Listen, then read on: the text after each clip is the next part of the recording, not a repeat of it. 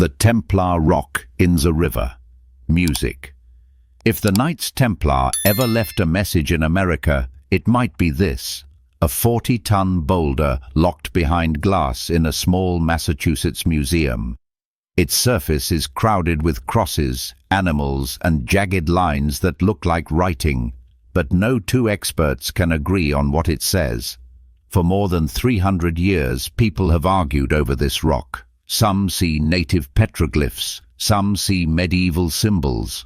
Others swear they can read a name and a date, proof that Templar heirs reached New England long before Columbus.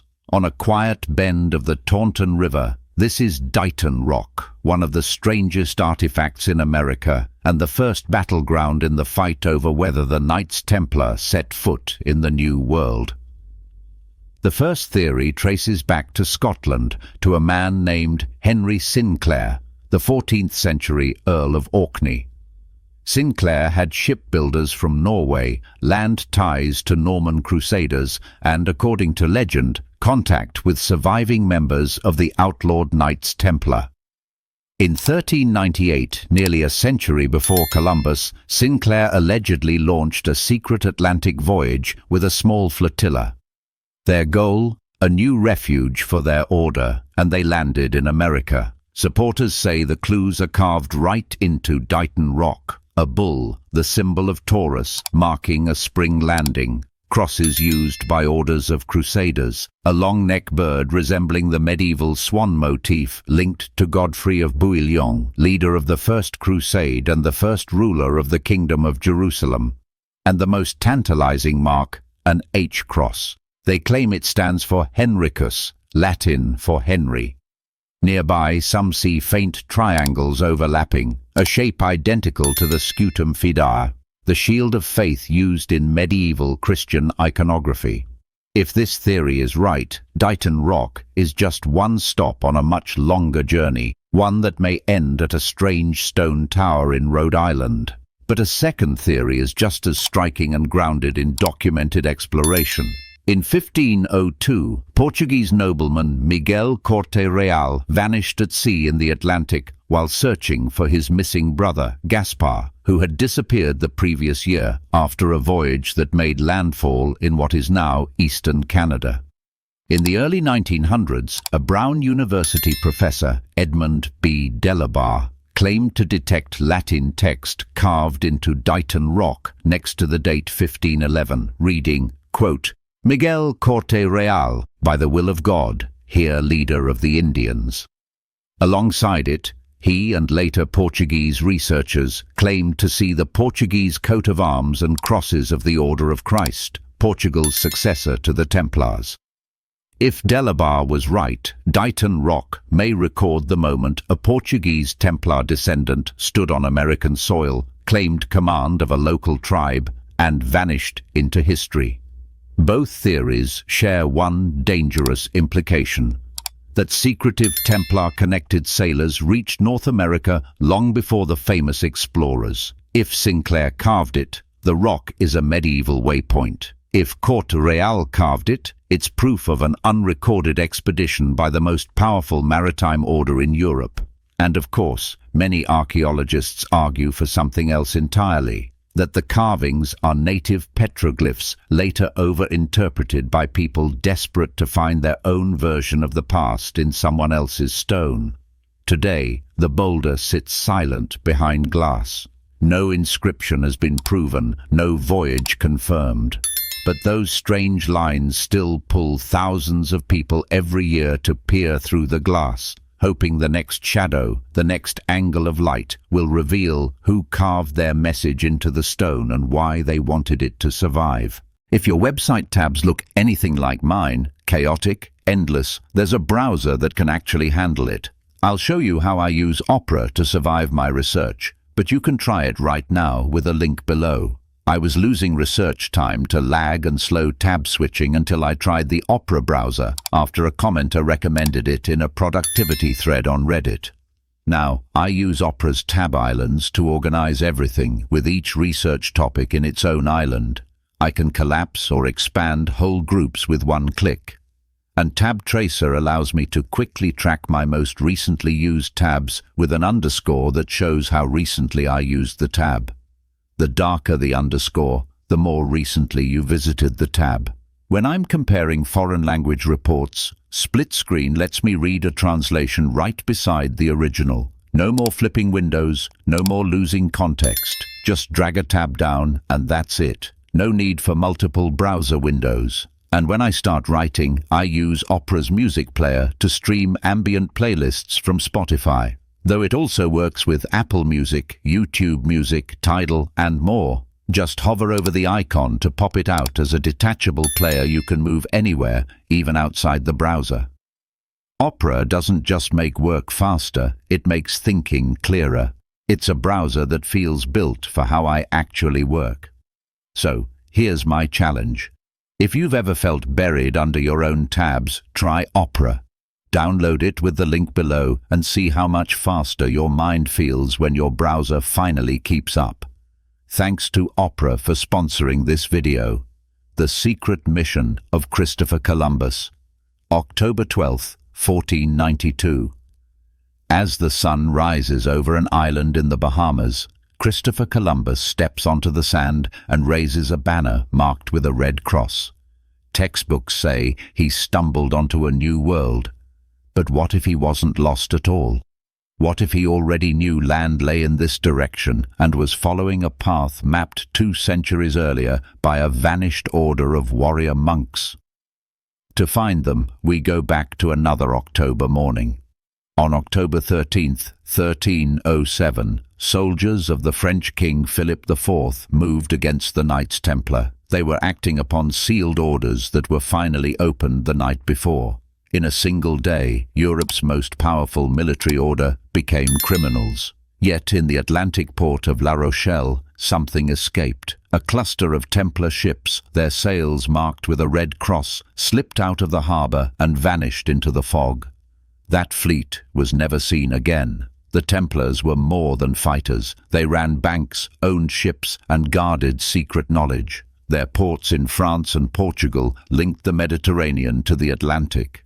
Later stories claimed those missing ships carried treasure, scrolls, and charts pointing west toward lands beyond the edge of any official map.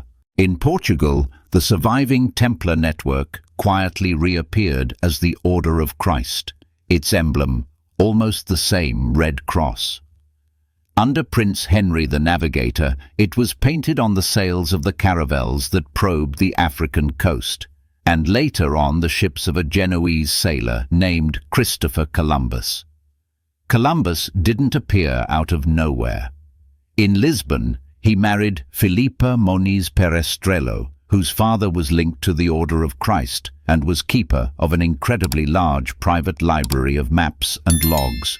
Through that marriage, Columbus may have gained access to those charts, some rumored to show routes running west beyond the known world. There is one more clue. In a letter, Columbus claimed that in 1477 he sailed, quote, 100 leagues beyond Thule into freezing waters far beyond ordinary trade routes. Some say he'd made it to Iceland. Others say his description of 50-foot tides matches the Bay of Fundy near Nova Scotia, close to Oak Island, where treasure hunters still search for a hidden vault with some link to the Templars. Was this trip a random detour or a secret test run to confirm old maps? Even his symbols raise questions. His ships' names, Santa Maria, Pinta, and Nina, have been read by some as code for the Virgin Mary, Mary Magdalene, and the girl, a supposed child, echoing fringe Templar beliefs about a holy bloodline. His sails carried the red cross of the Order of Christ. He signed his name with a cryptic autograph, meaning Christ-bearer, and his first landfall, October 12th, the same date the betrayal of the Templars was set in motion in 1307. Coincidence or poetic vengeance?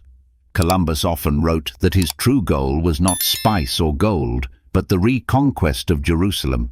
His mission, he said, was divinely inspired. But was it Vatican-sanctioned or driven by a secret network of Templar heirs seeking to reclaim their lost legacy? Officially, Columbus discovered a new world by accident.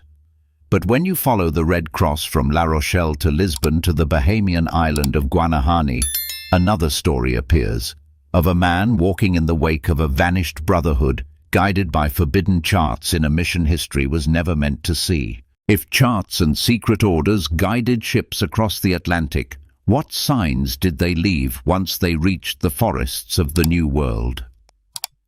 The Hooked X, America's forbidden rune. They say the Knights Templar were erased almost overnight, but rumors claimed a few escaped, crossing the Atlantic centuries before Columbus, carving secret warnings into stone deep in the forests of North America. And according to a controversial symbol known as the Hooked X, the trail of those exiled knights may still be hiding in plain sight. Follow that trail through the Spirit Pond runestones of Maine, the Kensington runestone of Minnesota, and you'll find the cryptic mark ties them together. A single barred rune that shouldn't exist unless the Templars were here. Spirit Pond, Maine, 1971. A carpenter named Walter Elliott kneels beside a pond and brushes dirt from 3 small stones, each engraved with runes. One stone shows a rough map, the coastline rendered like a modern chart. Another is covered in neat lines of text, 16 rows of runic symbols. Most experts laughed, but others weren't so sure. Forensic geologist Scott Walter believed those weren't Viking inscriptions at all, but messages left by fugitive Knights Templar fleeing persecution, carrying with them what he calls the real Holy Grail, not a cup, but a bloodline.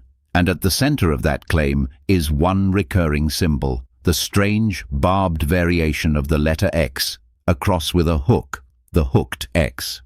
The symbol appears again on a far more famous artifact, the Kensington runestone, dug from the Minnesota soil in 1898 by a farmer clearing trees.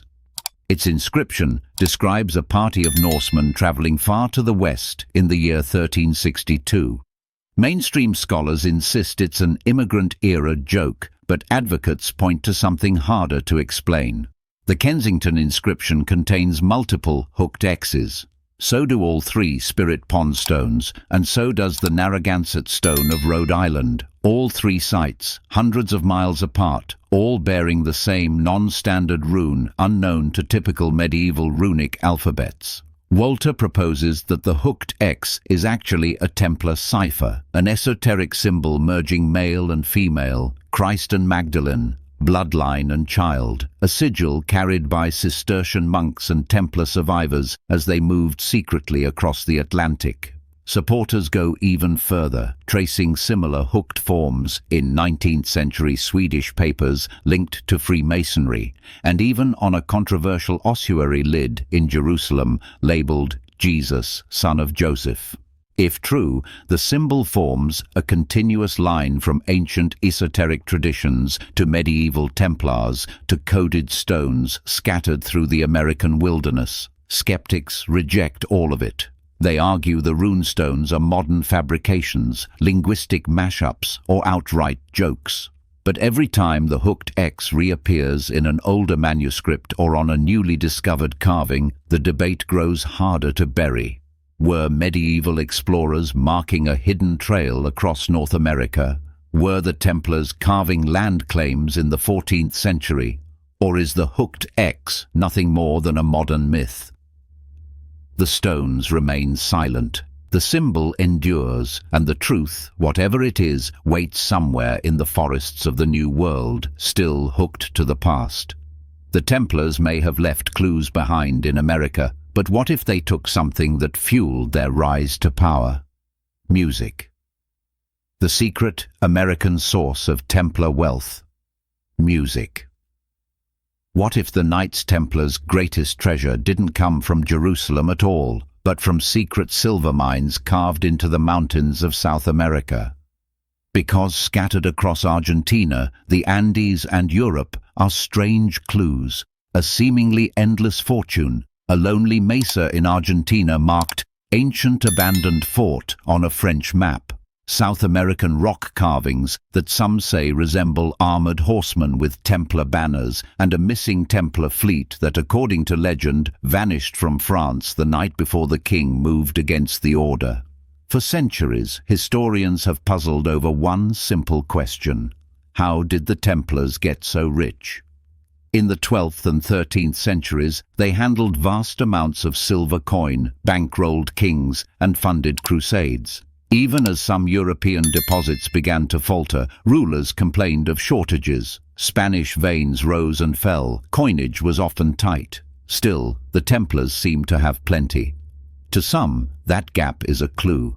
They argue the order must have tapped a hidden source of silver, an external supply so vast it could help raise Gothic cathedrals and pay a private army of armored monks. In the 1960s and 70s, theories offered a radical answer: the New World.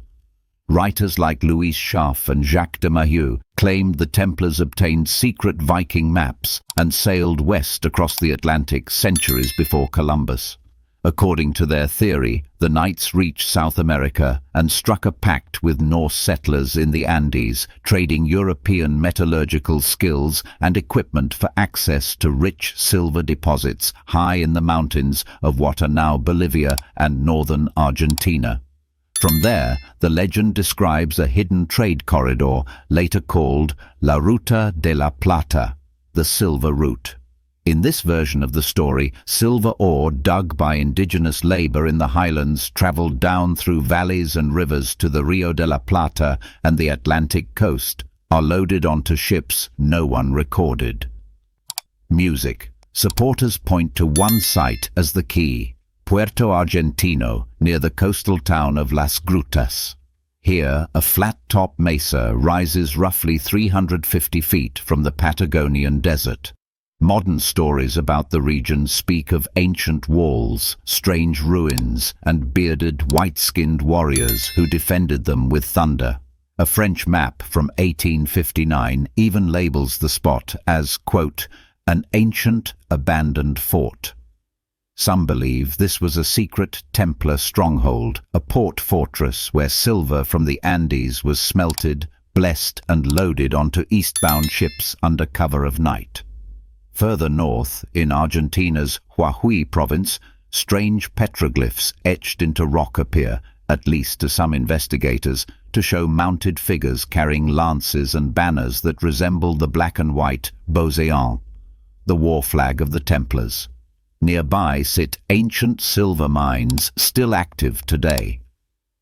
Researcher Antonio Las Heras claims these carvings were made by indigenous people to record the arrival of foreign warriors, literally chiseled into the memory of the land.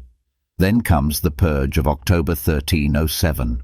Some say the Templar fleet at La Rochelle escaped west, back along this imagined silver route towards South America. Puerto Argentino would become their final stronghold. There's no definitive proof the Templar hordes came from South American mines. No signed charter, no chest of pre-Columbian ingots stamped with a red cross. But scattered across Patagonia and the Andes are tantalizing fragments, old maps, carved stones, persistent stories that refuse to die. The Silver Route theory stretches across continents and mountains. The final artifact is much smaller, only 28 feet tall. But once a year on the winter solstice, it does something so precise and so strange that some people are convinced it can't be an accident. America's Music Templar Temple of Light. On the morning of the winter solstice, in a quiet Rhode Island park, something strange happens. The rising sun pierces through a south-facing window in a crumbling stone tower, travels across the dim interior, and exits precisely through a west-facing arch. Nearly an hour and a half later, the beam lands directly on an egg-shaped rock hidden inside, a marker and a symbol of rebirth. To some, it's just coincidence. To others, it's a message etched in stone by those who came to America a century before Columbus. This is the Newport Tower. Officially, it's a 17th-century windmill. Unofficially, it may be the last remaining Templar structure in the Western Hemisphere. Standing 28 feet high and perched in Truro Park, the tower's 8 circular columns and Romanesque arches mirror the sacred geometry of medieval round churches, structures used by the Knights Templar across Europe, in Brittany, in Orkney, at Tomar, in Portugal, each round, each cloaked in religious and astronomical meaning. The Newport Tower tracks the stars, not just the solstice sun, but the North Star, equinoxes, and an 18.6-year lunar cycle, the lunar minor standstill. These are not malfunctions. They're cosmic alignments, designed, not accidental. But who could have built it? The same disputed 1398 voyage linked to Dighton Rock is the backbone of the Newport Tower theory. When Prince Henry Sinclair of Orkney sailed west from Scotland with surviving members of the Knights Templar. According to this theory, they made landfall in Nova Scotia, wintered in the north, then journeyed south into what's now New England. They left no cities, no written records, only clues. In Westford, Massachusetts, just 90 miles away, a weathered carving lies beneath a plexiglass case. To some, it's just glacial striations, but to believers, it's the Westford Knight, a medieval effigy with a sword and shield bearing the arms of Clan Gunn. They say it marks the death of Sir James Gunn, Sinclair's right-hand man, and they say he died on that expedition. Not far away, another rock shows a crude ship and an arrow, possibly pointing to a location for ships to anchor. They call it the Ship Stone. What if these were trail markers? What if they led to the tower? The Newport Tower sits on what would have been a commanding position in the 14th century, clearly visible to passing ships in Narragansett Bay. Its arches once bore plaster, not grain. Its niches, windows, and upper chamber suggest ritual, not utility. Inside, a fireplace rises bizarrely to a second-level flue. Pointless for a windmill, but oddly fitting for a monastic observatory. And then there's the keystone. Above the western arch, a distinct stone protrudes, shaped, placed, and venerated in Templar architecture. It's identical to those seen in known Templar sites. Even modern Freemasons gather here each winter to witness the solstice light. For them and for others, the tower isn't a ruin, it's a relic. A remnant of a forgotten voyage, a stone cipher built to connect light, time, and the divine. The Newport Tower may not tell us everything, but it asks a question we can't ignore. What if the Knights Templar made it to America and left behind a temple to prove it? Do you think the Templars really made it to America? Let me know in the comments. As always, thank you for watching Dark 5. Like and subscribe to continue exploring the greatest mysteries of this world and beyond.